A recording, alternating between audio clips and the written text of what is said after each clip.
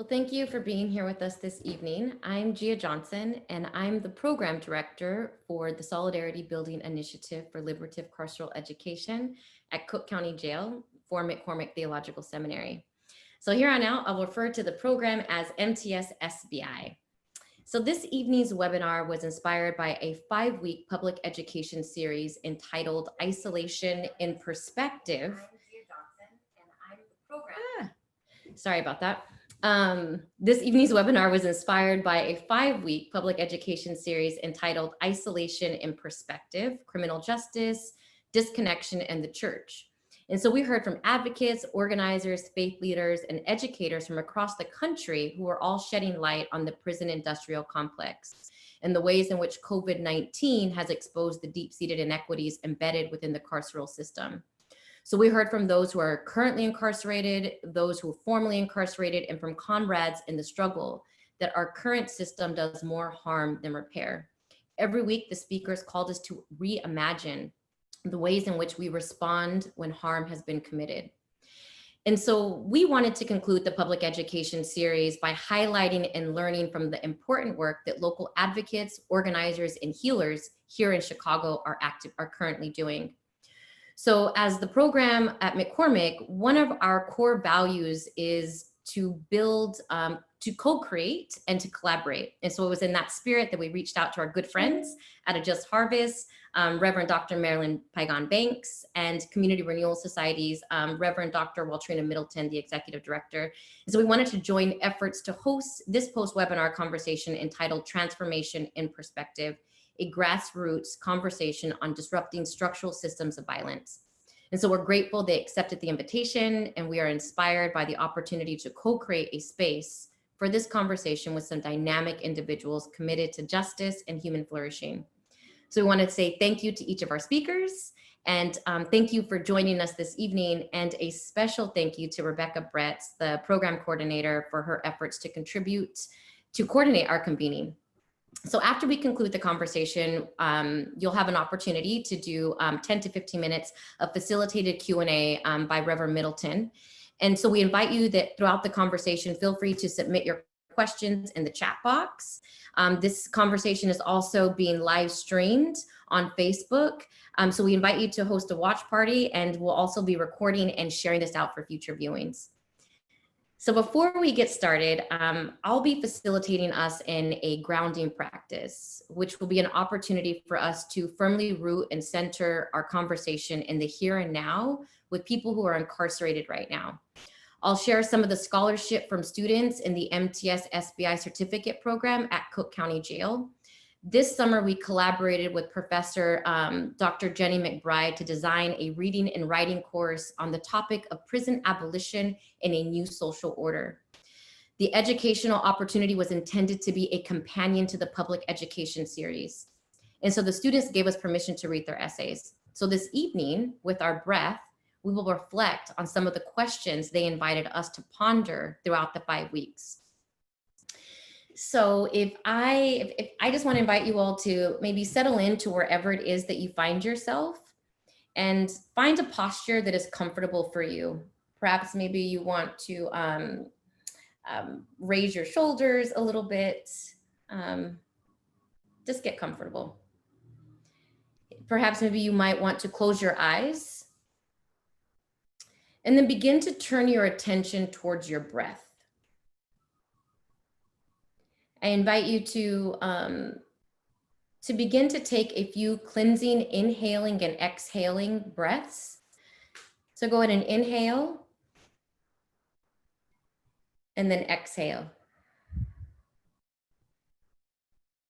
Inhale and then exhale. And then do that one more time.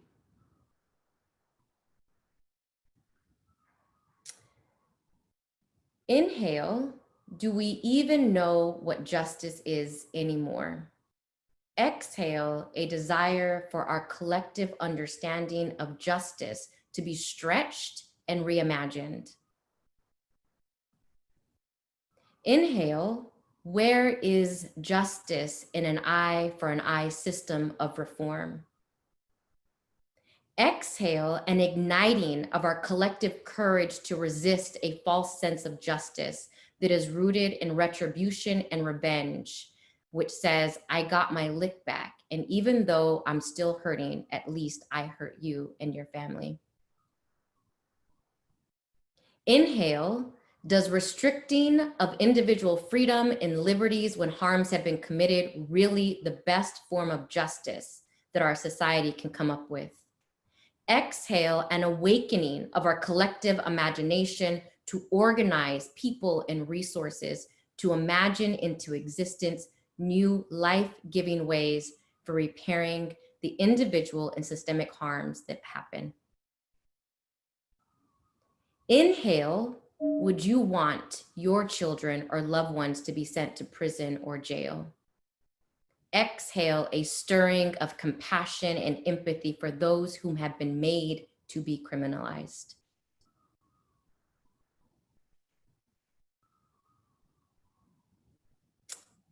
I invite you to begin to prepare yourself to be present for tonight's conversation. Begin to gather your remaining thoughts and reflections and hold them before you.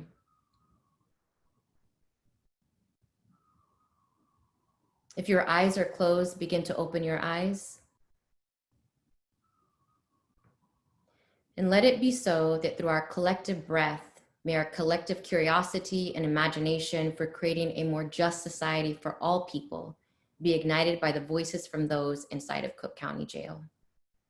Amen and ashe. And with that, I invite Reverend Annette Banks, McCormick's Vice President of Community Engagement and Alumni Relations, to do our introductions tonight. Thank you, Gia, and welcome everyone. I have the honor of introducing our moderator and our panelists for this evening. Our moderator tonight is Reverend Dr. Marilyn Pagan Banks, a Black Latinx queer womanist freedom fighter, gratefully, though not always gracefully, serving as Executive Director of A Just Harvest, Senior Pastor at St. Lucas UCC, and an adjunct professor at McCormick Theological Seminary. She is sustained in the struggle and find renewed joy and imagination in the movement towards liberation by the contagious laughter of her 11 beautiful and brilliant grandbabies. Dr. Pagan Banks loves to have deep conversation and purposefully supports local artists. Along with many other writings, she is a godly proud contributor in the newly released book, Words of Her Mouth, Psalms for the Struggle. Welcome, Dr. Pagan Banks. Our panelists tonight, Denise S Ruiz, is a queer Boricua mother of two in Humboldt Park. She has served the community in Chicagoland area for almost 20 years as an advocate, youth worker, educator, artist, writer, activist, and cultural curator. She is the founder and designer of Madre de Perla Designs, an upcycled accessories company which celebrates the Caribbean culture and diaspora. She is the co-founder of Books, Brunch, and Botanica, a femme people of color-centered gathering that offers monthly wellness resources and knowledge. She recently founded the Honeycomb Network, a multifaceted mixed-use community space in Humboldt Park that centers on Black, Indigenous people of color as leaders, teachers, and creators. Welcome, Denise. Richard Wallace is an artist, organizer, and the founder of Equity and Transformation. His work focuses on organizing Black informal workers to confront anti-Black racism in the US and abroad. As a formerly incarcerated Chicago native, Wallace returned to his community to empower marginalized workers. Wallace is a nationally recognized artist who goes by the name of Epic of Chicago's rap trio, BBU. He is also the founder of the Roosevelt University student chapter of the Stop Mass Incarceration Network, the founder of the Future of Benin program in West Africa, one of the inaugural AFRI Fellows, a vocal alum, and was recently selected as Soros Justice Fellow. Welcome, Richard. Monica Cosby, a mother, grandmother, activist, organizer, restorative justice and peace circle keeper, poet, person of the theater, and a lover of books, music, cats, dogs, and the earth. Her life and work have been shaped and informed by the community she has belonged to, including the community of artists, scholars, and mothers with whom she was incarcerated for 20 years and whose survival was an act of resistance against a system that would dispose of them. Welcome, Monica. And Benny Lee, a community liaison and reentry specialist with TASK, where he prepares citizens to make successful transitions from incarceration back into the community. He is certified as a trainer of trainers in trauma self-care, Kingian nonviolence model, and prison reentry as a system. He is a sought-after international trainer and consultant, having presented throughout the United States, Israel, and Africa. He received both his bachelor's and master's degree at Northeastern Illinois University, where he's now an adjunct professor in the Justice Studies Department. He's currently the founder and CEO of the National Alliance for the Empowerment of the Formerly Incarcerated. Welcome, Benny. Thank you, Reverend Banks, for that wonderful introduction and that sharing of the gifts that we are going to be hearing from and receiving on tonight. And just very quickly, I just want to say a little bit about why McCormick, why A Just Harvest, and why the Community Renewal Society have come together around this particular topic. And you've already heard from Gia what prompted this webinar, but I just want to say all of us are connected to, and we center the directly impacted folks in our community. Like, we know that we're not doing this work for, we're doing this work with, and we're actually wanting to be led by the community that's most directly impacted. All three of our organizations, we are bridge builders. We know that we cannot do this work in silos, and we certainly are not here to try to have folks come and fix our people, right? We know that we need to build bridges across communities and begin to speak truth to power, make some folks uncomfortable, but to do it in a spirit of transformation, not in a way that we're trying to impose our own presence, or as Monica mentioned earlier, we're not trying to buy into the nonprofit industrial complex. We are here about some serious transformation. And that also means we have to be willing to listen and be willing to be changed. And so we're not afraid of change. I also want to say that we're very grounded in community, right? We're not here to teach folk. We are here to be in community and to learn together how to be better humans while we have this time to be on this earth and to bring about the transformation all of our communities not just need, but deserve and was already granted to them from the very beginning. And I finally will say that we are led with love or by love for our people. We love our people. And we know that this love is what's gonna cause us to not just fight, but to make sure that we are about the healing of our communities. So we're in it for the fight, we're in it for the win, and we're in it for the well-being of our communities. That's why these three organizations have come together around this work. At least that's a part of why we've come together. And I'm honored to be here and to help lead in this conversation. So we'll start by asking each of the panelists to answer this first question. Please tell us about your work and how you go about disrupting structural violence. And we'll start with Denise. Hello, thank you so much. Again, I'm so honored to be here amongst this group of folks doing such important work. I think I'm just blown away already. And so I'm just really thankful to be in conversation and dialogue with you all. So thank you, Marilyn, for inviting me. So the Honeycomb Network is what I currently founded. It's a brick and mortar space that we acquired in January. It is a space that will offer co-working, co-creating, and wellness and collective care. It will center Black, Indigenous, people of color as leaders, as facilitators. They will be the ones running the programs, running the workshops exclusively. We're also looking to create different access to healing modalities, including a licensed psychiatrist on site who will offer accessible sliding scale community therapy to our community, who is bilingual, who's relatable to our culture and our community, who's from it.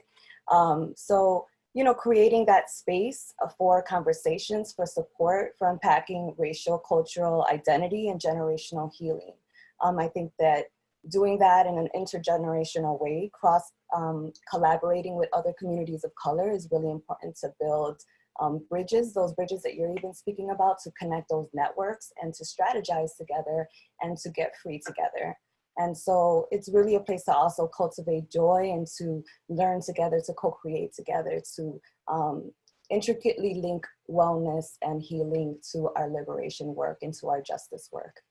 And so that's what the Honeycomb Network is. And before that, I was working with my co-founder, Cristina Gutierrez, for Books French Botanica, which is sort of a microcosm of what the Honeycomb is now, because we didn't have a space. And so we created this space for specifically femme POC, people of color, Black, Indigenous people of color, femme presenting as a way to center that knowledge, that work, that wellness, nutrition, accessible wellness, accessible knowledge. You know, we did pop-up bookstores. We had, you know, different workshops throughout the year. We were doing this for like 4 years before getting this space. And then also as an artist in the community. And I've also been part of the nonprofit industrial complex for a long time. And so I come from that as well, that direct service within the community and outside in different areas of Chicago. And so trying to kind of connect all those dots, but outside of that structure, like reimagining something else, you know, and creating an abundance and a thriving mindset and resources and accessibility for our community in a way that is lacking right now. So, so yeah, that's where I'm at with the Honeycomb Network. Thank you. And sometimes the best disruption shows up in the form of creating, right? So thank you for that. Thank you. Monica?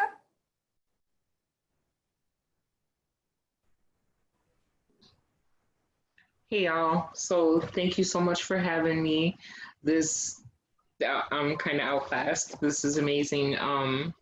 So much of the work I do centers around gender violence, and in terms of disrupting systems, it's participatory defense. So we work to get people out of the system who have been criminalized for surviving domestic violence. So sometimes we're working with people that are still in the appellate stages or in the clemency stages that have already been locked up for a very long time. Sometimes we're on the front end of this, right, when charges have started, right? And so we develop whole campaigns around this, and we're working to try to keep people from actually going to the prison, right? So it's a lot of public education, a lot of like low-key stuff that doesn't happen on Twitter and Facebook. So we do court support, like the obvious things. We show up at court as many people deep as we can get when someone's in the trial stage, right? To demonstrate to the court, right? They're not out here by themselves, you know. Some of it is sitting down with state's attorneys and DV advocates, saying pretty much, especially to your mainstream domestic violence advocates, tend to have contributed greatly to incarceration, right, and the criminalization of survivors. And so getting them to do things maybe in a different way, right, to help us meet with a state's attorney or something. Sometimes it is, and when we say disrupt, that means like to work out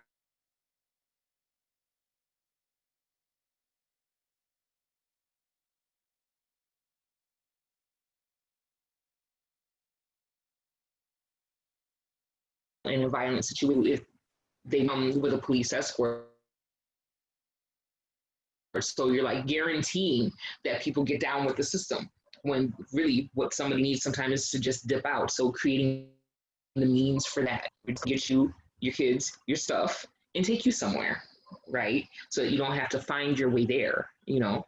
And so all of these kinds of things. A lot of times it's this happening all over the place is mutual aid, right?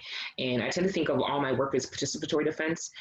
So in terms of like making sure somebody's got enough groceries or can pay their rent, that is disrupting state systems too. And I think we don't think about it like that. But those things can do to survive in the immediate, like we have to do that, but we also have to be looking at the long term, because this is a long-term thing here, right? And so it's making sure that people can survive as much as is possible without relying on the state, because we know it's not there to keep us safe. Not for real. Police are for after the fact. They come after the thing has happened. They don't keep a thing from happening. And so a lot of our work centers on surviving these moments, but building towards the future so that helping us unlearn some of the violence, right? Because we know violence happens, but it doesn't have to happen always in the way that it does. And so in all of our work, there's always the political education aspect to that, right? Rethinking and examining the ways that we contribute to things, the way that they are. And so mostly we're just trying to keep people from going into the system and just keep folks from getting swallowed up by the system. That's it. Thank you, Monica. Welcome. Richard? Hey everybody, how y'all doing? Y'all can hear me? Good. Richard Wallace, founder of Equity and Transformation. Also sit on the policy table leadership team. We're moving for Black Lives. I ride with Black Men Build, and all of us are none Chicago, AKA Illinois, with my brother Benny over here. And so EAT was founded in 2018 by post-incarcerated people from Chicago in an effort to uplift the voices and power of Black informal workers. And a lot of times people be like, what do you mean by informal workers?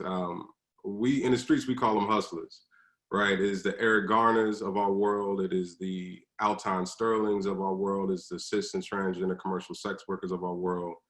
It is the folks that are boxed out of the formal economy due to anti-Black racism, sexism, transphobia, homophobia, all of the isms, right? And so theoretically, the informal economy is a diversified set of economic activities that are not regulated by the state. And so a lot of our folks end up there because they've been boxed out of the formal economy. And that looks like a young person, any person applying for a job and being denied access to that job because of their background. And so our mission is to build social and economic equity for Black workers engaged in the informal economy. And how we combat structural racism is one, 100% of our team is formerly incarcerated.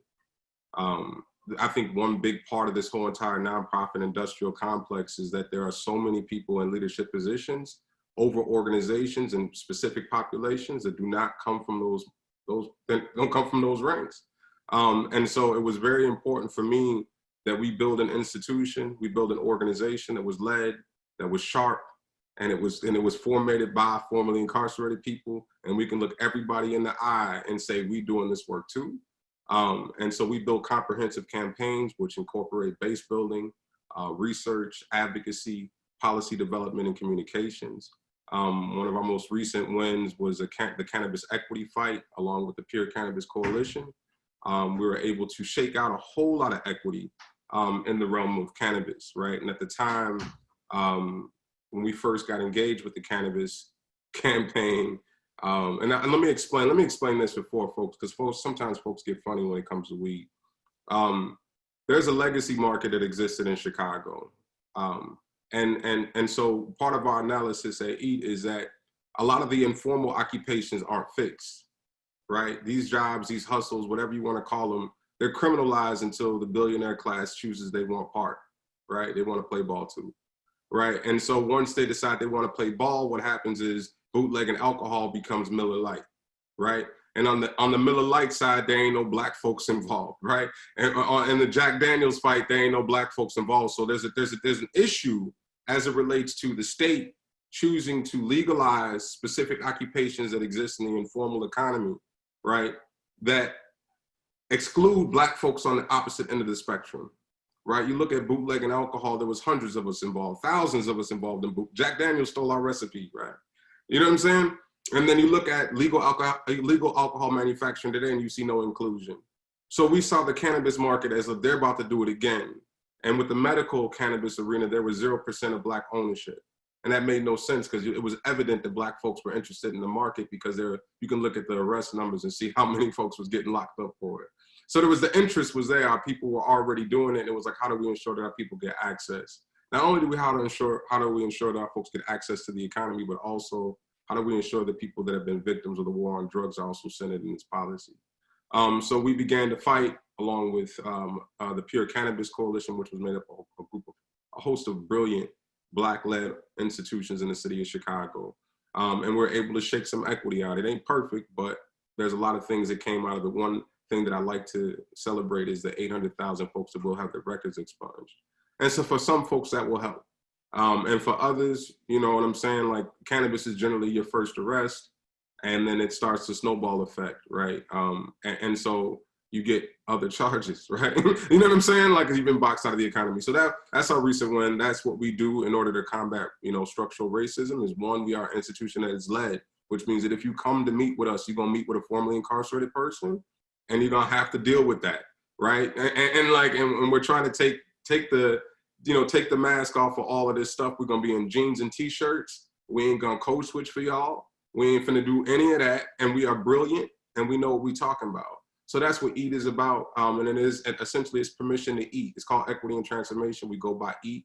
Like, look, man, like we see the folks that's out here getting their reparations on, you gotta eat. And so that's who we are and what we do. Betty Lee. All right, thanks for having me this evening. Let me start off by saying I know I'm here because it's through the grace of a merciful God and a praying mother and a father I know in my heart that didn't give up on me today. And I think about many nights in Stateville maximum security prison praying that God let me out before my mother passed, because I couldn't think of one thing I've done to make her proud of me. Right, and that's when I got in reality what love means, and going in and out of prison and being shot and all that do not look like love. I guess my knack for this movement, specifically around reentry, it began in prison. You know, being a gang leader, I was a gang leader. As a matter of fact, I was a high-ranking member of the Vice Lords. And I got caught up in a riot, you could say social structured violent situation where Governor Thompson and director at the time, Charles Rowe, they said they expected the riot in Pontiac prison back in 1978. They expected that riot a year before it happened because Pontiac prison was designed to house 600 inmates. And on the day of the riot, there was way over 2,000 inmates. There was countless grievances from the correctional officers to the administration, complaining about the condition they were working under, and there was strain between the correctional officers and the inmate. And that led into a riot, a rebellion. And when the Illinois Department of Law Enforcement finished their investigation, they twisted and said it was a gang takeover. So they ended up indicting me and 16 other gang leaders and charged us each with 15 counts of murder, 2 attempt murder, and mob action for the conditions we were living under, you know, and the only evidence they had against all of us is that we were known gang leaders. So that spirit to fight for that began during that time, staying on death row for 3 years where I had to learn the law real quick because I couldn't understand the dialogue that was going on in the courtroom. So I learned that in order for me to be effective in my fight, I had to study what I was up against, which was the law. And coming out of that, you know, and getting my act together, being out, first going into social service as a certified substance abuse counselor, ran into a lot of conflict, you know, where clients that seeking drug treatment that were labeled gang affiliated would get discharged prematurely if they expressed anger, whereas a regular client, they would allow them to work through the anger, but a guy that's labeled gang affiliated, they would discharge. So I got into that fight, and I designed a model, how do you work with gang affiliated substance abuse? So I've been fighting for that group I come from, the gang culture, the street culture, the prison culture, right? And I was able to spend a month in Israel with the Hebrew Israelites, where I learned a little bit about violence over there and speaking to the youth. And I spent another month in Ghana, West Africa, where I met with those that work in the prison system in Africa to get a different view of what reentry looked like and the system looked like. So how my organization naturally came about was around 2009. I would get a lot of calls from brothers and sisters coming home and say they wanted to get up with me because I had been out the system for a while by that time. And those coming home wanted to come with me. So I called a meeting, and about 47 formerly incarcerated and convicted people showed up, and 12 of them were women. And I challenged them that we complain about what we can't do because of our backgrounds, but we're the most passive population in this country because we don't fight for ourselves. And we get mad when those that do fight on our behalf fail at it. So I encourage them that we need to become first a strong voting bloc, right? We need to become a strong voting bloc, and we need to once become registered voters, become sworn in deputy registrars, and go back in those communities where we come from. I don't care if our homies are still strung out on drugs, register them to vote, and his family. We need to build a strong voting bloc, and then we need to start making our presence be known to the legislators in your area, right? And we had to learn, how do you get bills passed? What policies in place? What are these collateral consequences that serve as social disabilities to disable us, right, to function as legitimate citizens? And we got to continue to claim ourselves as citizens that are being disenfranchised because of these collateral consequences. So that's how we started.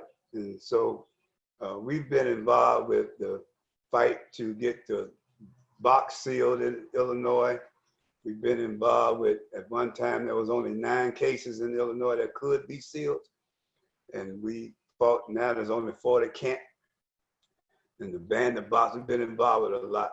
You know, I got to be real careful because of my background. And a lot of the people I work with coming out of prison is either gang affiliated or sort of known like that.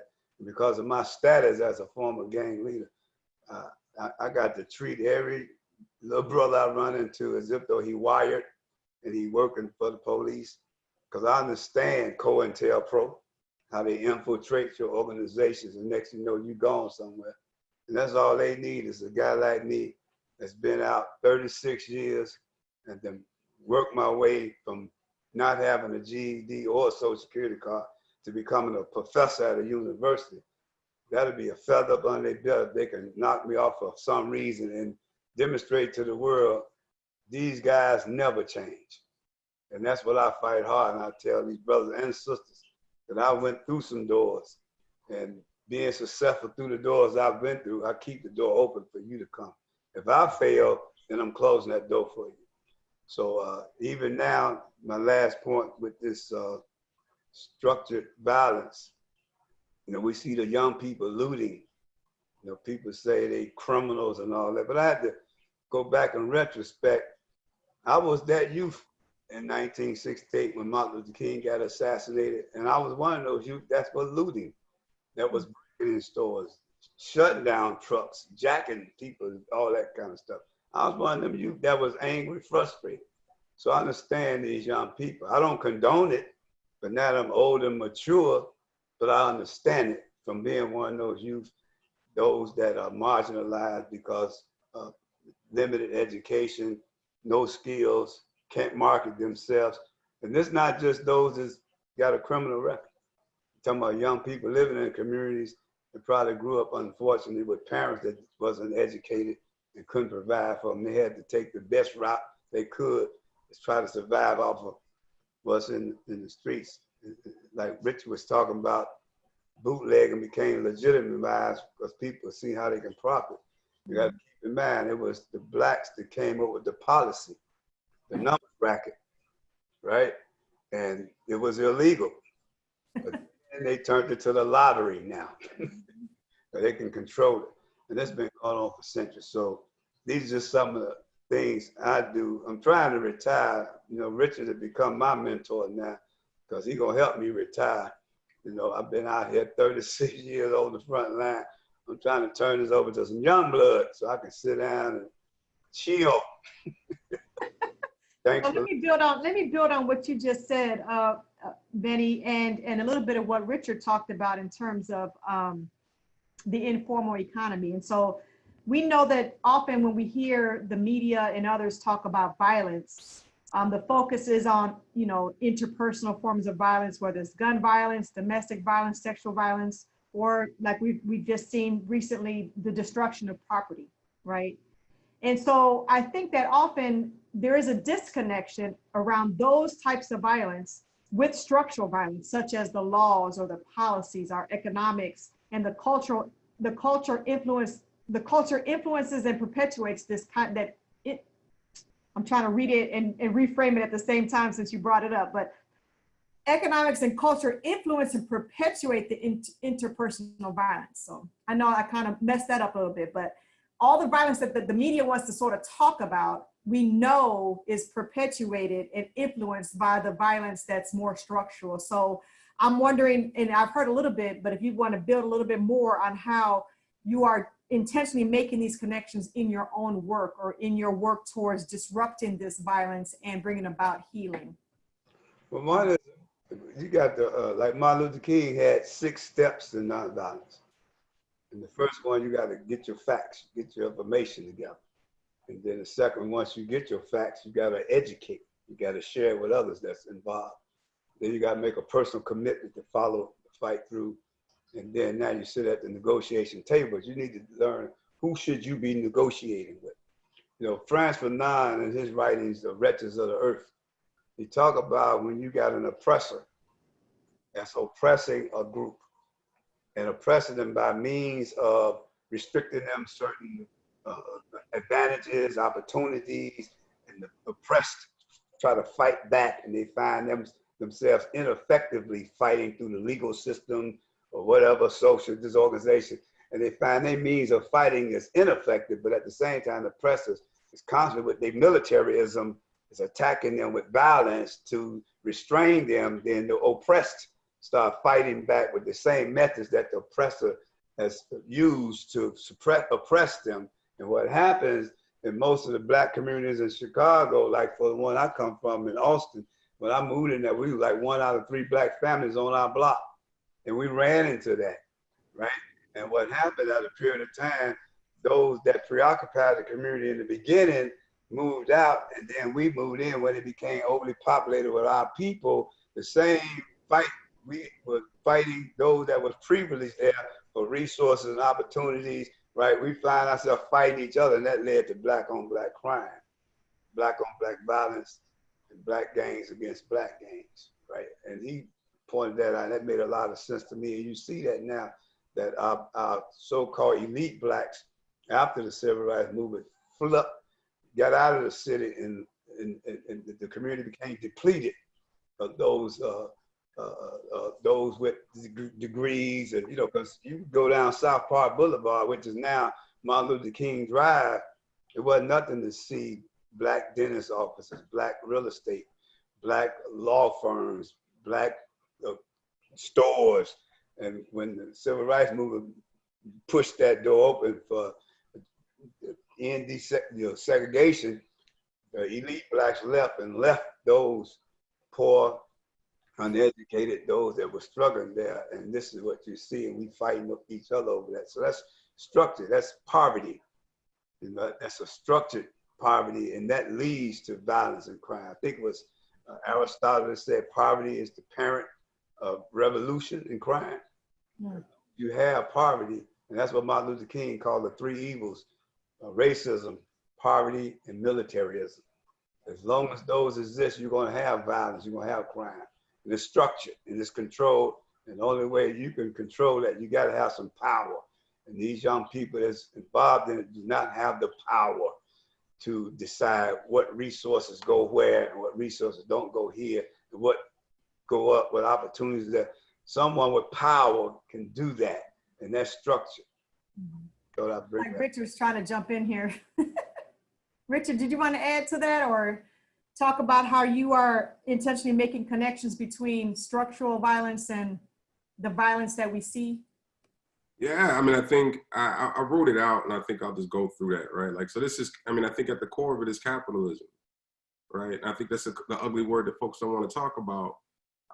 And we have to begin at the core of what is the structure that is perpetuating the violence? What is the structure that puts inequalities, or they put value attributed to gender and sexual orientation, incarceration rates? You know what I'm saying? Like there's a system in place, right? And that system is called capitalism, right? And that structure is the bedrock of economic violence that we are discussing today, or we're seeing in Chicago, et cetera. And this is a discussion, I think, when we talk about economic violence or structural violence, this is a discussion about Black people and their history of fighting against the elite class or the capitalist class, and the capitalist class using state power to starve our people into submission, right? It's not complex. It is very much the billionaires of our world do not think it's in the best interest of Black people to be fully, to be whole, right? There's something intimidating about our wholeness, right? And so they say this is not the beginning. I mean, this is the culmination of a historic piece, right? And I'm going to go through some things so we can just say, like, when we talk about economic violence, we talk about the beginning of it in 1472. Portuguese negotiated the first slave trade, right? The first slave, they bought the first slave, right? That was the beginning of it, 1472. We're still dealing with it today, right? Then we move on to 1641, Massachusetts authorized slavery with legislation. So this is the state. So the capitalists bought us. The state, which is supposed to be the bedrock of our democracy, decided as a democracy that it was okay for slaves to be slaves, right? Making us all of those things, right? Moving forward to 1680, Virginia enacted the first major slave code. So it wasn't just that you were a slave. Now we got to create laws around what slavery actually looks like, right? Continue. 1705, Virginia relegated slaves, Indians, mulattoes to the status of property, right? So we talk about the term chattel slavery, right? We were the same thing as cows, right? Like you had a right. And so there was more protections for us when we were slaves than they are for us now.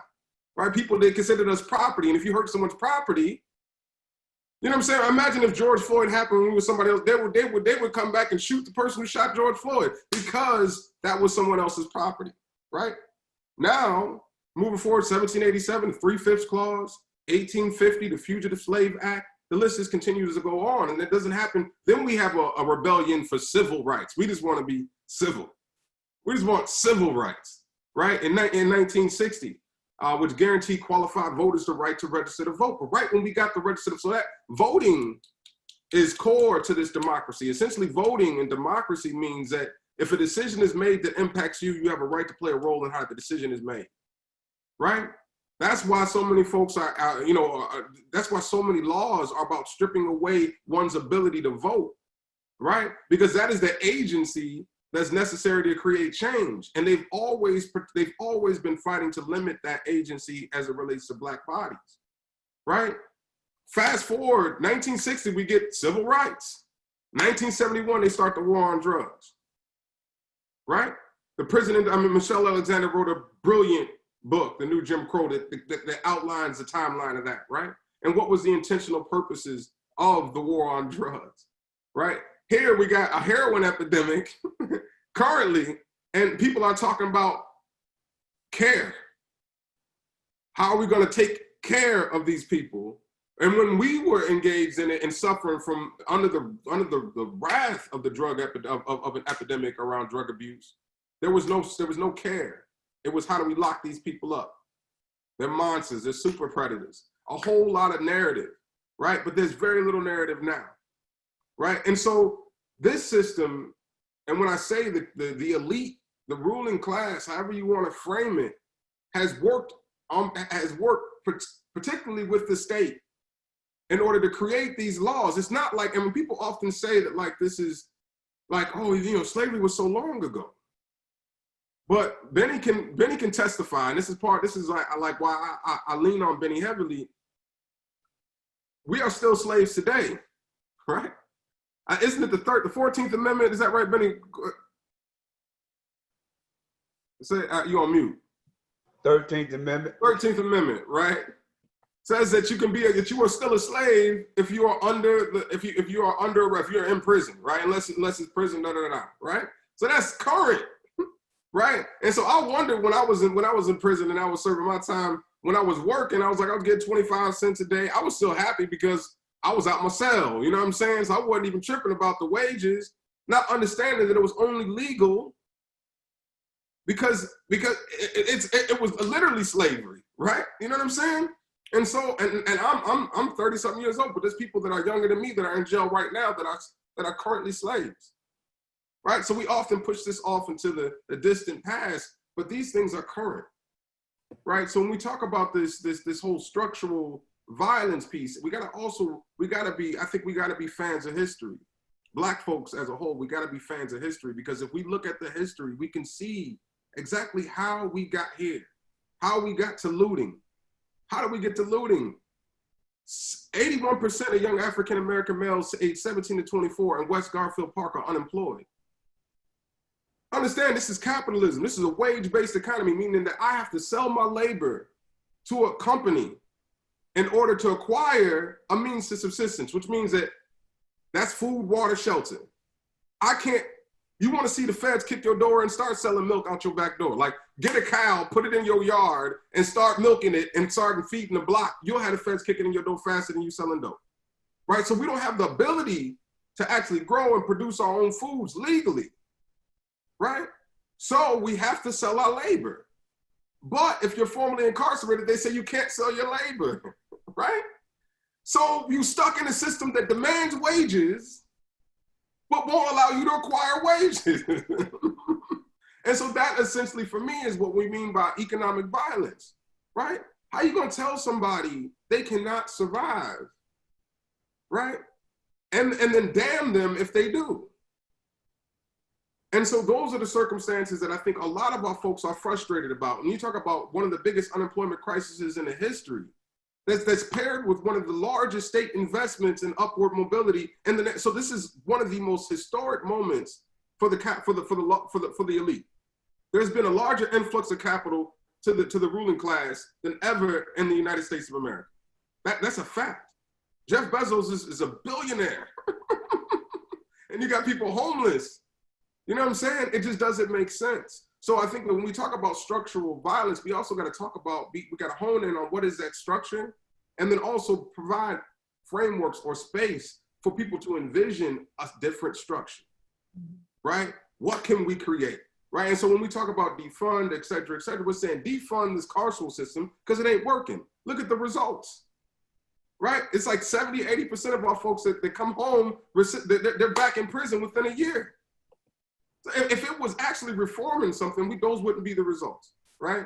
And it's bad to begin with. But at the same time, those are the things that I'm thinking about. I want to hear Monica jump in because I see Monica over in the corner. That's when I'm a fan of Monica as well.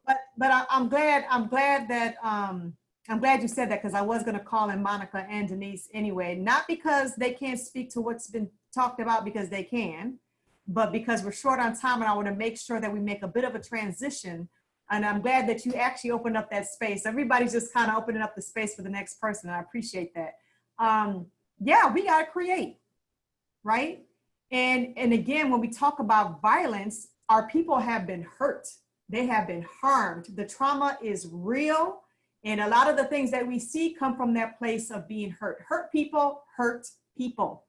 And so I know that the both of you are very committed to defunding the police and funding communities and abolishing prison systems and creating possibility for people to actually thrive and live and grow. But talk a little bit about that healing.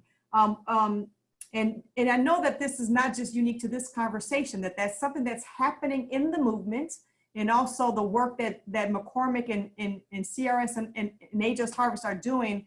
Through this work, we've heard from students and others that healing is just going to be so necessary in this work of justice. We cannot separate the two. So I'm going to ask Monica to go first, and then Denise, share a bit about what does this look like for you? How is this showing up in your work? And what are some examples that you can give about how you have made this part of the movements that you are joining or that you brought? What kind of wisdom can you bring to this conversation on that? Monica, and then Denise. There's so much I want to speak to, Richard and Betty and Denise, but I'm going to start off with healing. So the first thing I want to say is the police are looting. The prison industrial complex is looting. Settler colonialism and imperialism is looting. Ads, whatever. Okay. When we talk about healing, I try to believe that some of the work I do leads towards that, right? In terms of getting people out and finding ways to live with and cope with the things that have happened to us. So we know that most people that are locked up, and the percentage is like way higher for women, but it's over, I think it's like 67 to 82% of people in designated men's joints, and almost 100% of of people in designated women's joints are survivors of domestic and or sexual violence, often over the course of a lifetime. And so when we talk about recidivism, so we know that when we're talking about violence, we do this whole thing when we're like pushing to get people out of prison or not go to prison in the first place.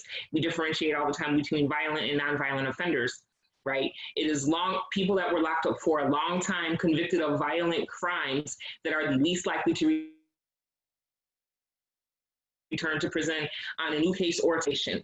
It is the short timers that are struggling with mental wellness issues, substance abuse or addiction or whatever it is that we call that, right? And so those things together, and we know there's this overarching poverty, right? Poverty and racism and misogyny that's built into the system. So we know that, right? And so people are living in this, and what we have is the people that are going right back to prison are the people that are struggling with addiction and mental wellness issues and housing insecurity and instability, right? And these things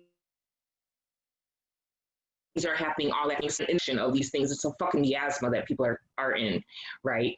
And so when we catch people up into the system, you wind up in the prison, or they put you in this rehab that's been working the same way for like 30 years, and we go through rehab in the prison, and then it's obviously not helping because people are still steady going back.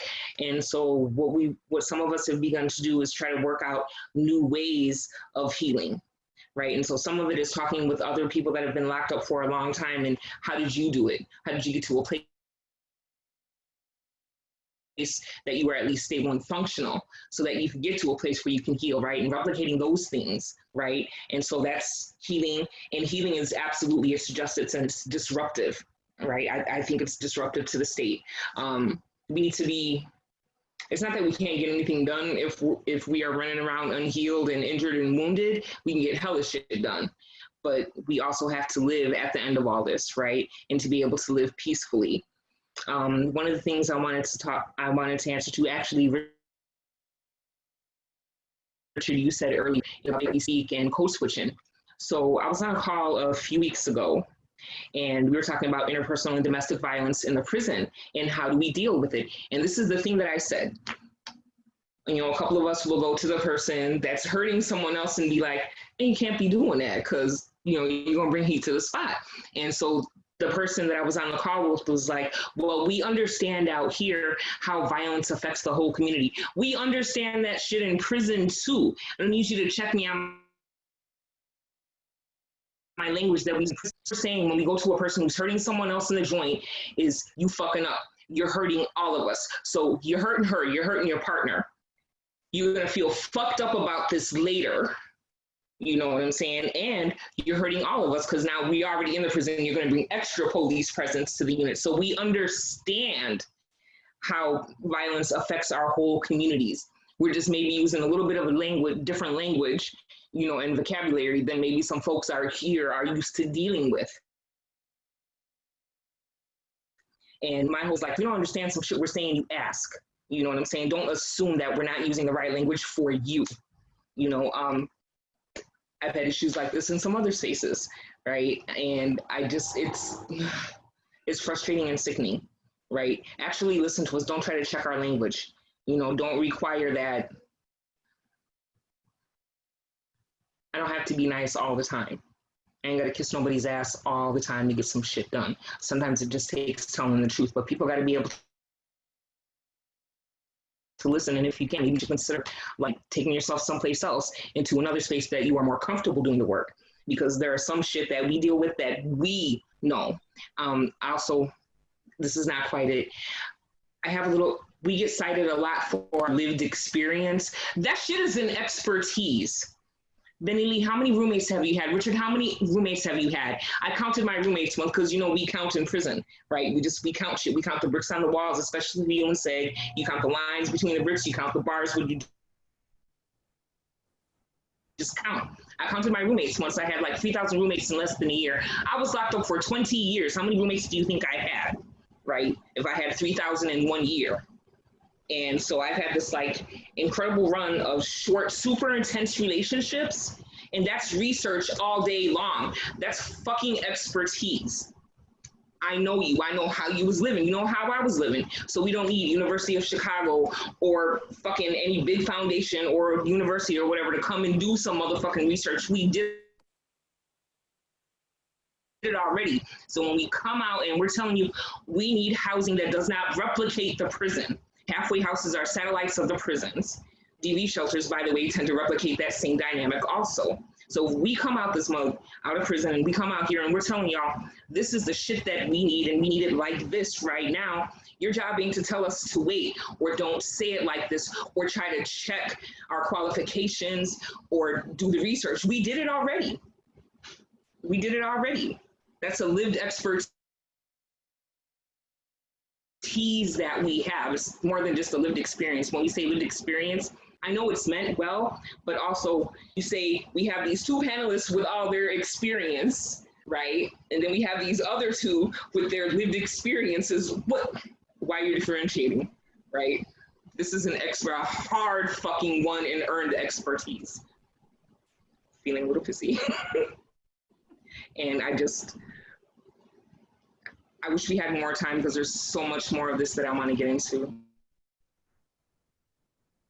But go ahead. I know we're running out of time. Thank you, Monica. Denise? Wow, thank you so much. I'm just like taking it all in. Y'all are so powerful. I think, you know, for me, when I'm thinking about healing and creating a space where that's going to be normalized, I feel like I also come from nonprofit. Like I said, I come from a harm reduction framework. And so I'm always thinking about that. I'm always thinking about reducing harm. How do I break generational curses? How do we holistically respond and intervene? You know, how do we start in, you know, with the young people, you know, how do we build these bridges early on? You know, healing is a practice, you know, and it's not linear, and healing justice addresses the whole person. And it's also about self-determination. You know, so healing justice is about self-determination, interdependence, and resilience. And so, you know, when I'm thinking about the programs that I want to have in this space, you know, those are the frameworks that I'm thinking about.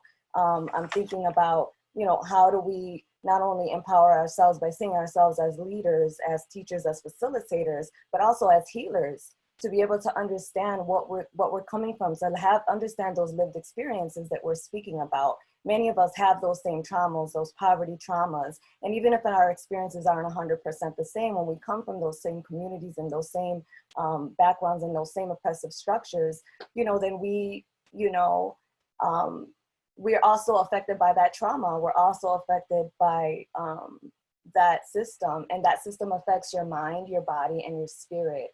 And I think that we haven't always connected that, you know. I think that, like you said, Monica, like we can be really trauma, you know, filled and just go and get shit done, you know. Like I, as a single mother, that's all I did was survive, you know. So now as I'm thinking about, you know, creating this space where I'm thinking about, no, I don't want to just survive. I don't want us to just survive. I want us to thrive. I want us to be healed. You know, how do we do that? How do we create those accessible pieces, accessible people, and accessible programs to help, right? In a way that empowers us. It doesn't take our power away. It doesn't feel like we got to go get charity in order to, you know what I mean, to get help. No, we're building together. We're figuring that out together. We're having those tough conversations, right? We're having those circles, those peace circles. We're getting that restorative justice training. You know, we're you know, having, you know, support groups with a therapist. You know what I'm saying? We're having a free hive line on the website where people can just call in and get 15 minutes with a psychiatrist who looks like them, who can, you know, be accessible to them, to address those things, to give tools, to give, you know, ideas on how to, you know, work through these traumas and these systems. And this is long term, you know, this is not overnight, you know, we know that, you know, but we got to start somewhere. We got to start within our own home. We got to start within our own communities with our children. You know, I also come from chancla culture. I come from, you know, violence as a way to keep us in line. You know, that's something that's very ingrained in our culture too, as Latinx people, as Caribbean people, as people in, who are connected to the African diaspora. We come from that violence too, you know, because it's been inflicted on us. And so we perpetuate it even within our own homes with our own children. So that's what we got to start. So we're thinking about homeschool hubs, so we can have these, you know, abolitionist frameworks that we can work on and we can learn together and we can build together as a community of parents and raising children to reduce harm, to also empower, you know what I'm saying? Because I think we can talk all day about the pathologies and the oppressions and all the things that we're up against, you know, but I'm really trying to think about what are we gonna build, you know, like I wanna build something and, you know, I can't wait for the state to build it for me or for the government to build it for me. I want us to build it within because we have that brilliance within. We have it. You know what I'm saying? Like everything comes from us, from our culture, from Black people, from Indigenous people. You know, we need to go back to that, go back to the land. You know, we're talking about, you know, how do we grow our own, like you said, Richard, that's so powerful. And you know, we know that. I think a lot of us are starting to get into that understanding and really connecting those dots on wellness and interconnected, you know, each one, you know, helping together and building those blocks. And I also think it's very strategic the way Black and brown folks have been pitted against each other and with this scarcity mentality, you know what I'm saying? And not recognizing we in the prisons together, we in the schools together, we're in the neighborhoods together. We need to build together. We need to network together. We need to share that brilliance. We need people like Richard, Paseo Boricua, hollering at the homies over there, talking about that experience. We need, you know, we need each other. And so I want that space to be that space where that's welcomed and that's built and that's, you know, expanded on. So. We knew that this conversation was going to be amazing. And we knew that 1 hour was not going to be enough time. And I wish that it was.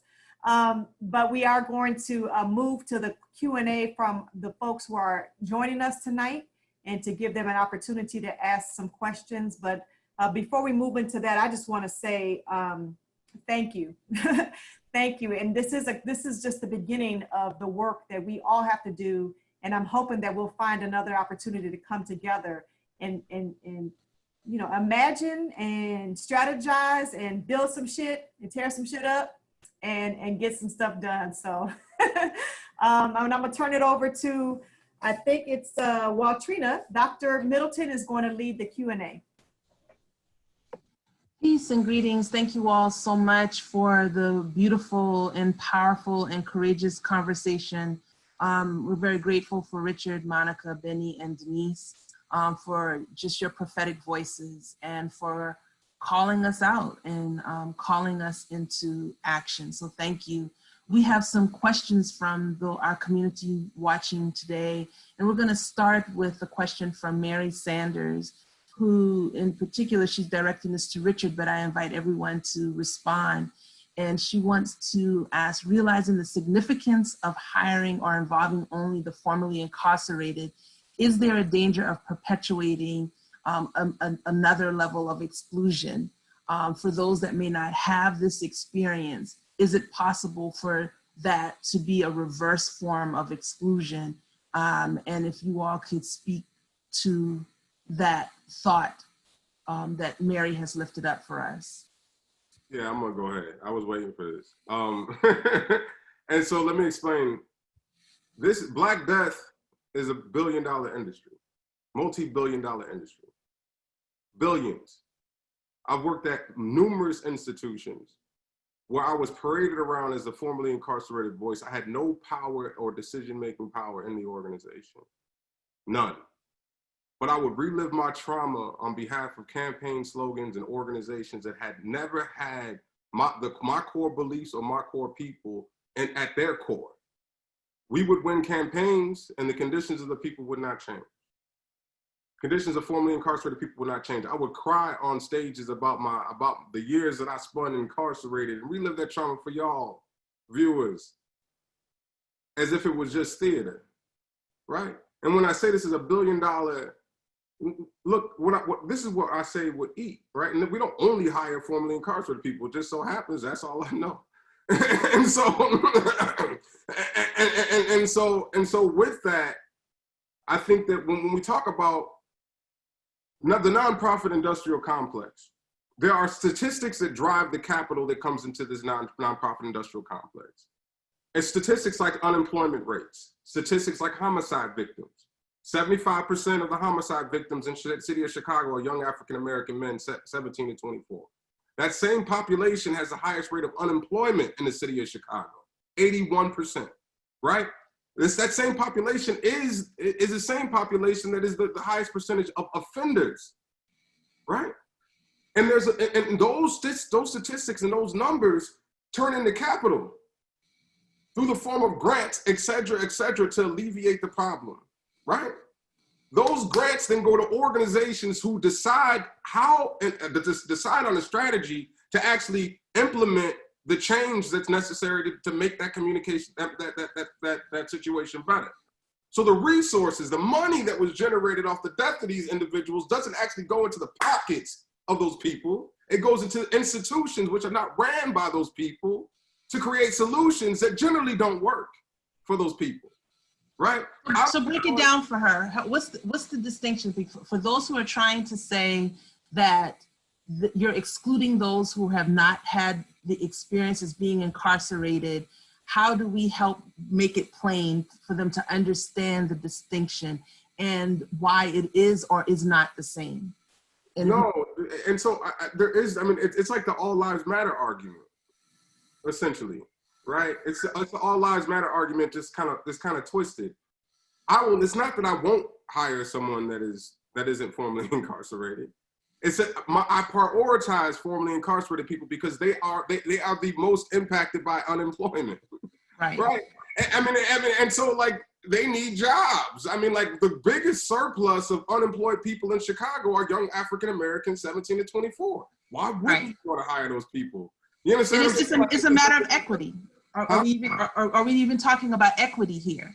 Because you can say, well, let's hire someone because we don't want to exclude, but we have to think about, just as we talk about as Blacks in this country, the disadvantages that we experience as Black bodies because of all of the history that you outlined for us. We're talking about equity.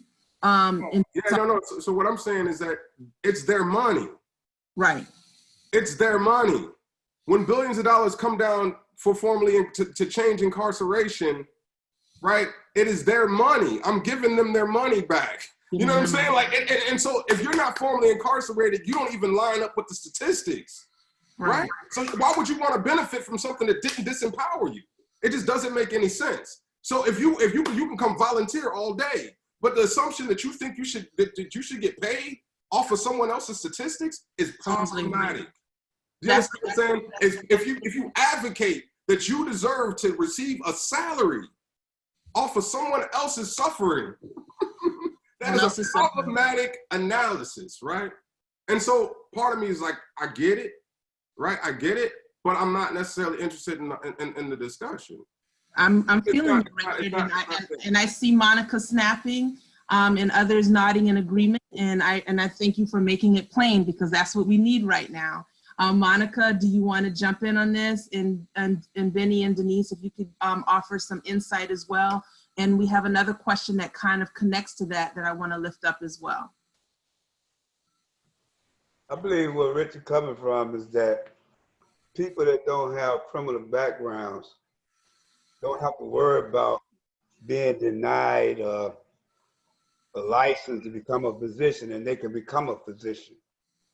A person with a background cannot become a license to become a physician or real estate broker and all those things. People without backgrounds have those opportunities.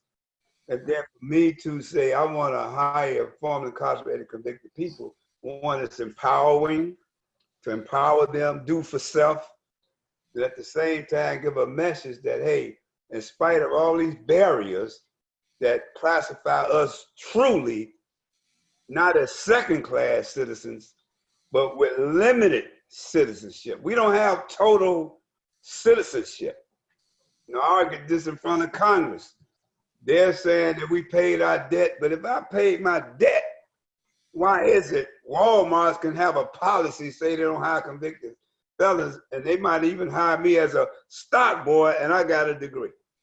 And see, a person without that background ain't faced with those situations. So it's about giving formerly incarcerated convicted person an opportunity where they can't get them somewhere else, and at the same time to empower them, but at the same time it's self-help, right? And those that's not formerly incarcerated, yeah, it's just like doing the abolitionists. Most of the abolitionists were not former slaves. But Frederick, Let's stay right there, Brother Benny, because we have a question that comes from a former co-worker of yours, Brett Jacobson. And what Brett is raising is a question of where do we distribute these resources and funds? And I want everyone to feel welcome to respond to Brett's question as well. And Brett is basically asking, do we pour those funds into the system to address trauma, to address mental health and substance abuse within the current prison system?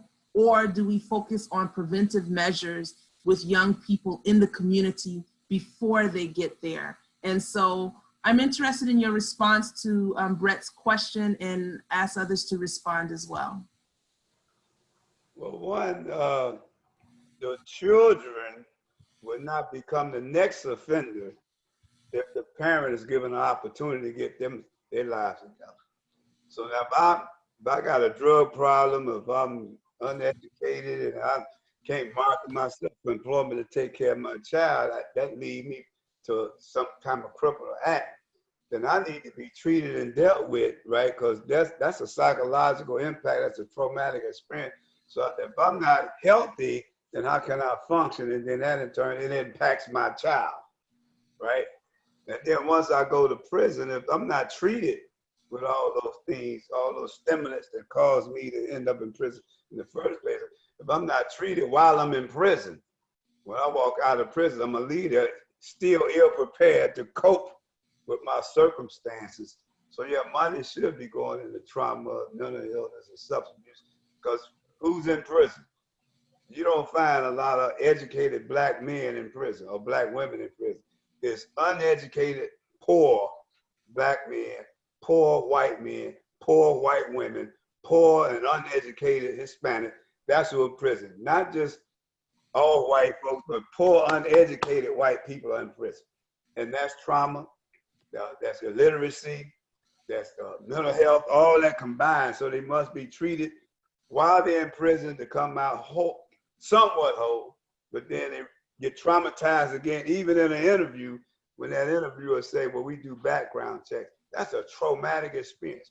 So if I learn how to self-rescue myself, because I'm recognizing this is traumatizing me, I can better cope with that moment and move with my head up and pull through that situation. If I'm not treated and understand trauma, I'll fall apart in that interview when they say they do background checks and all that stuff, because that's a traumatic experience. So yeah, both while incarcerated and prior to incarceration, so that our young people don't become the next offender. Right. Monica, looks like you have a response as well. The state already has money. IDOC already has $1 gazillion that they can use. I would not say that we need to pour more money into it for them to continue to do the dumb shit that they've been doing for the last 30 years. And in particular for women, women have been the fastest rising percentage of the prison population for the last like 20 years or so, right?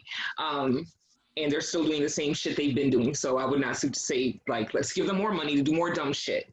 I'm all about that defund, disarm, disband, and that includes IDOC. A lot of people, so all the extra super police that we've seen out here, these are the TAC teams. So I don't know if people realize this. Illinois Department of Corrections has a whole TAC team, right? We call them Orange Crush. They make them available to like your little local constabulary in cases of rebellion and insurrection, right? We don't need to give IDOC any more money. what I would say is to give money to those communities to be spent and determined to be used by people in those communities. Don't nobody got to come from on high, someplace else that ain't from there, don't know shit about it, to determine how it gets used and spent. That's our shit anyway. You know what I'm saying? And when we talk about like investing in you, so if you have a young person that's struggling with whatever they're struggling with, then we help that family. So one of the things that we don't think about is like, we think about the PIC and we think like a lot of times, I think in some spaces, we're thinking only about like police and prisons. We're not necessarily thinking about those other state agencies that work with it, like say DCFS, for instance. So we know a lot of times if you get a DCFS case, it's almost always going to trigger a criminal legal case. If you get a criminal legal case for primary caretakers, most of whom are moms, triggers a DCFS case, right? And so when you know that, like, what is it? I think that there are 22 different reasons right now that the state of Illinois can terminate your parental rights. Most of that shit centers around material goods, how much stuff you have, right? And so if you don't have enough stuff, right, there's other shit in there too, but if you don't have enough just stuff, enough bedrooms, enough beds, enough food, then you get this whole bunch of stuff that you have to do. And if you don't get it done, you're losing your kids. There's umpteen women sitting in the joints right now that have IEPs, that have DCFS cases, open DCFS cases too. The prison isn't going to meet the things that they're supposed to be doing to demonstrate to the court that they even deserve to see their kids, much less get their children, have a chance to get their children back when they get out, right? And so pouring money into state agencies that already don't do shit but continue to harm us, that's not your answer. It's investing in our communities, like right now, communities that have been deliberately disinvested in over the last since ever. Thank you for that response. Right. And also that we're listening. None of us are offenders.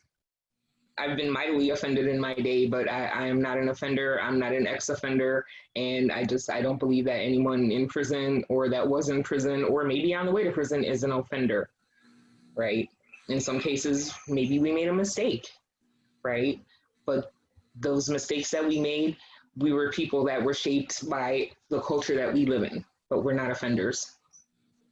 Thank you, Monica. And thank you all for the response. That's what I've got. Can you hear me okay? Denise, we'd like to ask you a question, and then we'd like to invite all of you to share some call to action, so you can start thinking about what are some call to actions that we can share with those that are checking in today to be in solidarity with this work. Denise, Brittany Kim is asking, what are some strategic ways that we can get involved with decarceration efforts in order to help support formerly incarcerated people? I think you got to follow up with the folks who are doing that work, and I think those folks are here. I don't specifically work with formerly incarcerated people specifically. I have worked with them in direct service.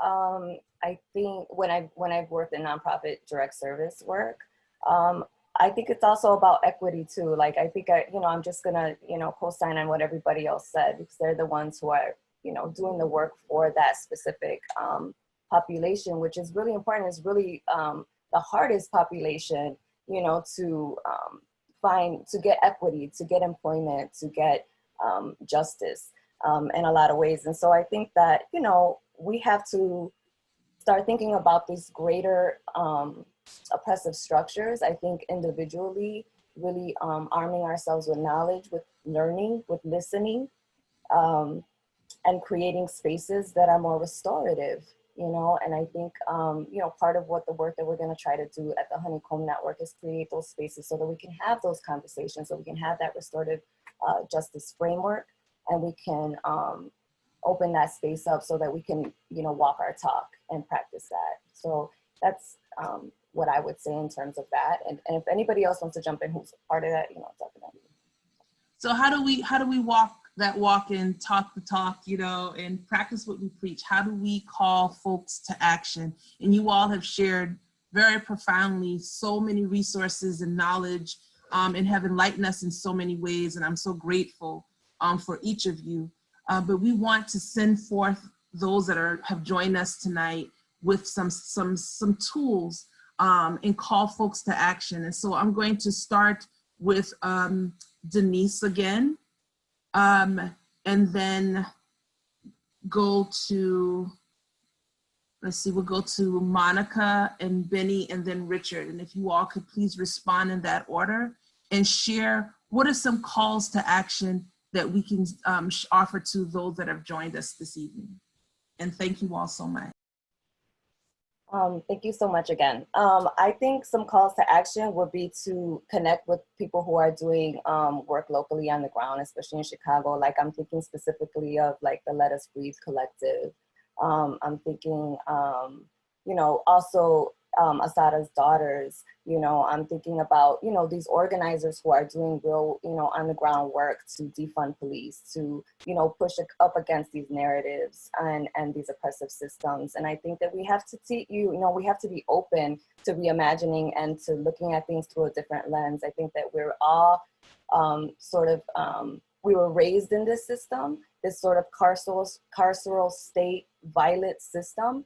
And even within our own communities, we can't even imagine what it would look like to not have it, you know, like, what do you mean? Like, what does that even look like? And so I think those conversations, accessible conversations need to happen, you know, where we're getting together and we're dialoguing and we're reading and we're learning and we're having those tough conversations, we're having those tough dialogues, and we're recognizing our own privileges, we're recognizing the root cause of things, which is, yeah, you know, Richard spoke on it, it's capitalism, it's white supremacy, honestly, you know what I mean? And it's just like, those things are interconnected. And so we need to think about, you know, abolitionist frameworks, and we need to be looking at queer feminist leaders who are leading these movements, and we need to be listening, and we need to be learning. And that's where I would say, you know, that's where the call for action would be for somebody who's looking to just like start, is to start looking for those local folks, to start looking them up, you know, read about them, start looking at the books that they're citing. You know, this abolitionist work is not anything new. You know, this is you can find tons of work, literature, you know, a breakdown of what this is and how to do it from like 19th century abolitionist movements makers who were all Black.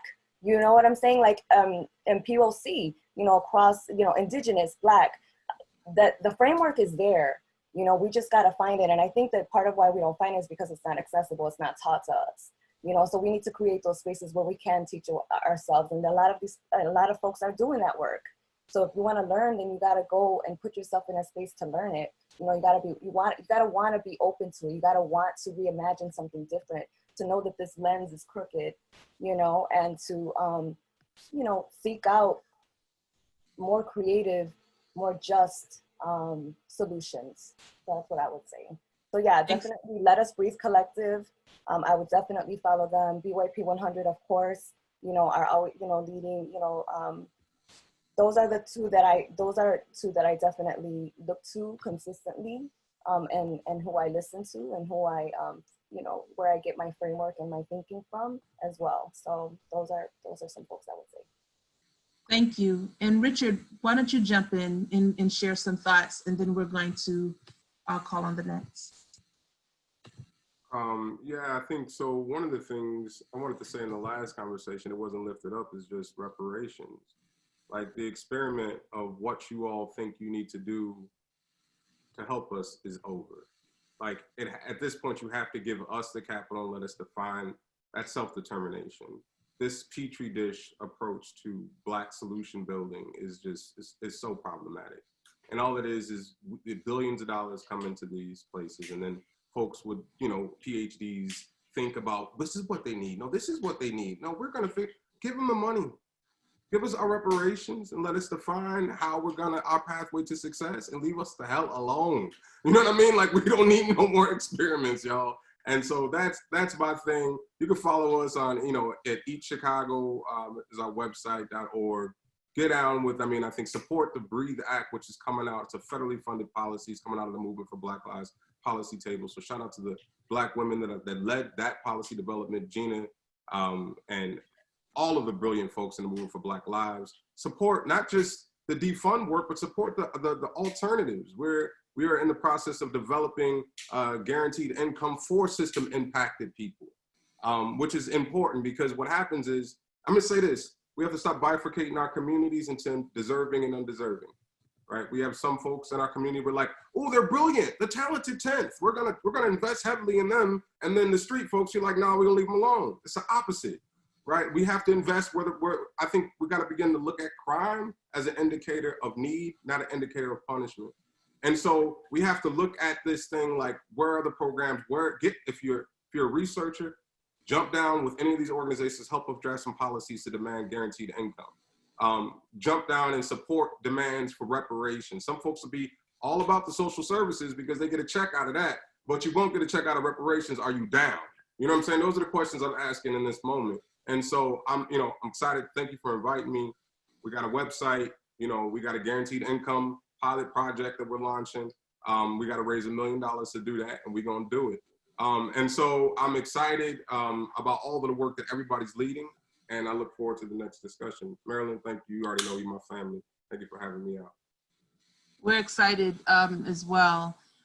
Brother Benny, would you please respond? And thank you so much for your time. I stepped away and let my dog out. I didn't catch the question. No problem. We just would like a call to action or some ways that folks can engage this work in authentic and transformative ways. Well, one, people can educate themselves of the facts on how those of us that's been to prison and even jail, and some people never even been to jail, but they just been arrested and never even been to jail, but they end up with a conviction as a result of that arrest and that charge, right? So when we're talking about reentry, it ain't that people just been to prison or been to jail. You got people that just been charged and went to court and got convicted and probably got probation or just spent the night and got time considered. So that's a conviction, and they run into the same barriers. Only difference is those of us that's been to prison, we've been kind of impacted by that moment of being incarcerated because that's a system of domination. It has a psychological impact on you. We got to learn how to heal from that once we come out. But when it comes to how you can contribute to this work, one model we came up with is Reentry Circles. We believe that every community where there's a high concentration of formerly incarcerated and convicted people returning back to that particular community, they should have a place where they can just walk to. One, be part of a support network where they can walk in the circle, and there's a resource table. They can get connected resources. There's reentry coaches there to coach them through their reentry process where they have to pay it. It's free of charge, where they can get connected with where they can get a state ID, a towel, or some women dresses to go job searching, and a list of companies that normally hire formerly incarcerated convicted people. And this is something people that are not formerly incarcerated can set up. But the Reentry Circle should be led, it's a peer-led circle. It should be led by formerly incarcerated convicted people because it's empowering. It's just like alcoholics go to AA, addicts go to Narcotics Anonymous. Formerly incarcerated and convicted people should go to some type of support group, like a winner circles or a overcomers meeting or a reentry circle. And this is something that communities can help give space to have this happen, to use their resources they have to help and support, because everybody, when you walk out that gate, you got to figure out how you're going to feed yourself, how you going to clothe yourself, because wherever you get paroled to, it ain't guaranteed they're going to continue to feed you, clothe you, give you bus fare to get around. You got to figure that out. So if people can just contribute in that way, we could, I know, like James Brown say, I'm not asking you to just do nothing, but just open the door and I can do it myself. Do it myself. That opportunity, self-help. Give me that self-help opportunity. So that's anybody can contribute. Young black children need to know that the Underground Railroad was made of white folks, abolitionists, Quakers. It wasn't black folks that made up the Underground Railroad. they create that passage from the south to the north for slaves to get through to get to freedom. So we're gonna always need allies. I don't just exclude, I need allies. I mean, I need people to help me get in doors that I can't get in because of who I am and what I am, or what they claim I am, right? So allies is important. Thank you. And I believe Ruby Sales shared that, you know, for those that have oppressed and marginalized folks, you can be my comrade, but I will be your ally because I help you to live into your full humanity because of the harm that you have brought against me. We're going to close out with remarks from Monica to share her thoughts and recommendations on call to action. And before Monica comes before us, we definitely want to celebrate again the wisdom of Denise, Richard, Benny, Monica, Marilyn, who's been a phenomenal moderator and host, and all of our partners here this evening. And Reverend Annette Banks will come forward to also close us out, but we want to hear from you, Monica, with a call to action as well.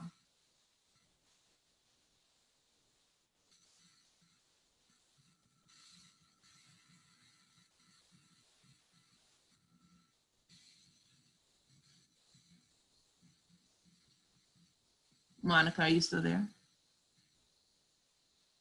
You're on mute. Okay. There you go.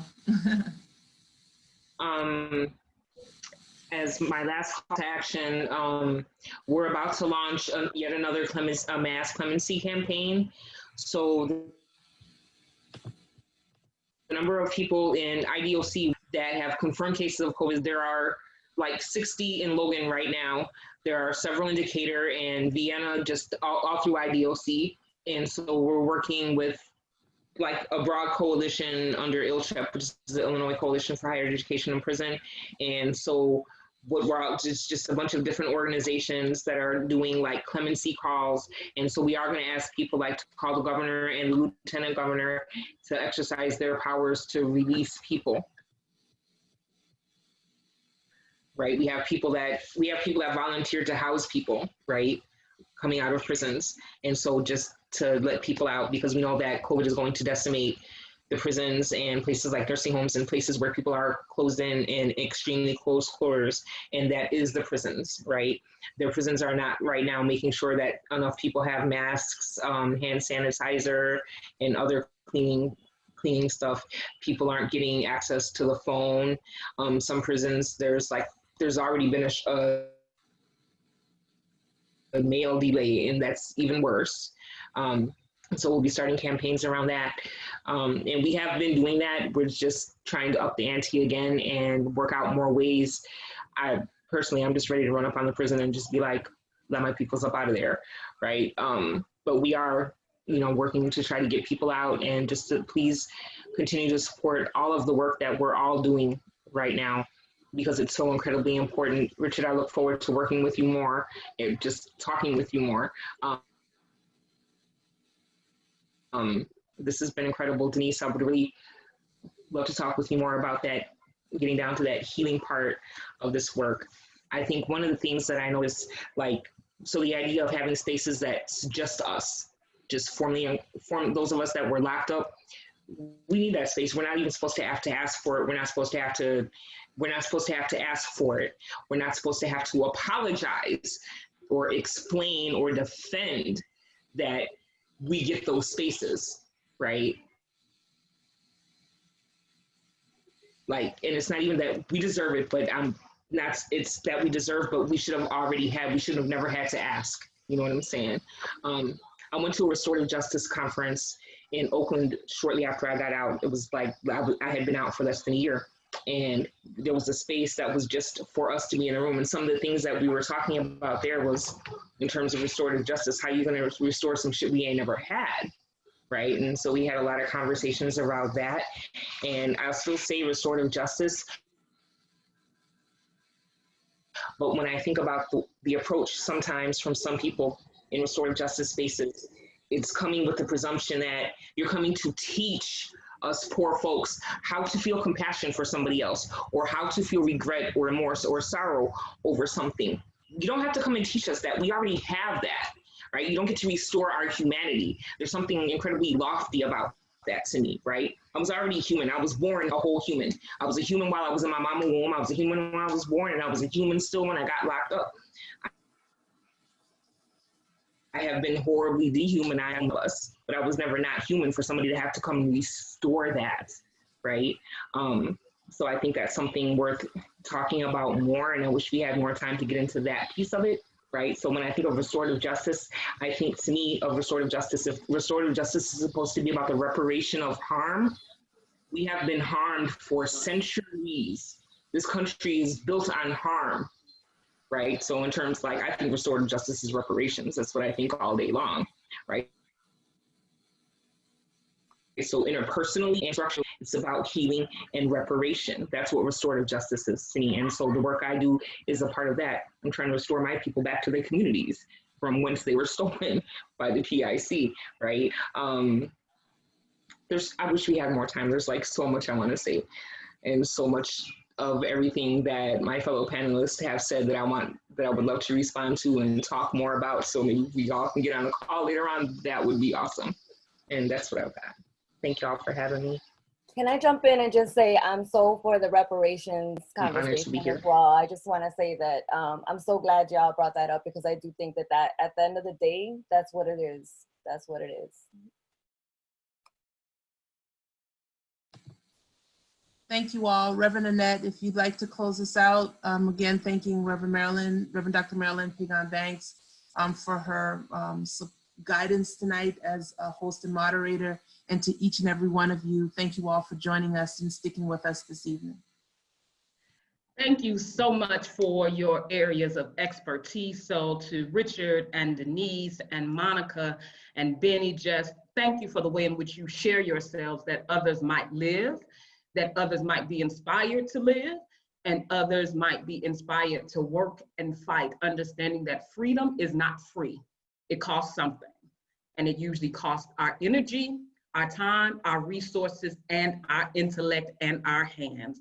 So thank you so much for that. And for Marilyn and for Waltrina, and I know I'm being quite informal, Reverend Dr. Marilyn Pagan Banks, Reverend Dr. Waltrina Middleton, I want to say just thank you for the ways in which you've navigated us through these conversations, but also for your partnership with McCormick. We are indeed grateful.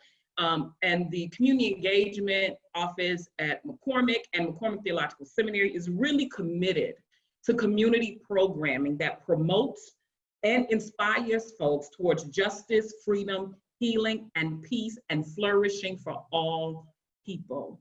And so we are grateful for a 6-week series that puts before us a conversation that often goes under the radar, or that people can easily dismiss and nobody gets upset about it being dismissed. So we want to make sure that conversations that have been dismissed, people who have been dismissed, have a platform and also have a space in which they can share their voice and their expertise. So I want to thank you for that. I want to thank Gia and Rebecca for their work alongside of one of our partners, Westminster Presbyterian Church in Minnesota, that also put a lot of time and energy into the 5-week series. And so just want to thank you for that. And then I want to just leave you with this. Over the last few weeks, there has been a chant that has kept coming to my mind. It's a West African chant. It's Ago and Ame. And Ago means pay attention, be present. And Ame means I am willing to listen. And I believe this public education series and each of your stories and areas of expertise has called us, has said to us, Ago, pay attention. And that our response as participants and all those in the community should be Ame. We are willing to listen. So we go forward now with that in our minds, Ago and Ame, knowing that there is work to be done. May we all be blessed by a power greater than ourselves. And may our work not be in vain, but be for the flourishing of all people. Thank you so much for joining us, and God bless you. Good night. Good night.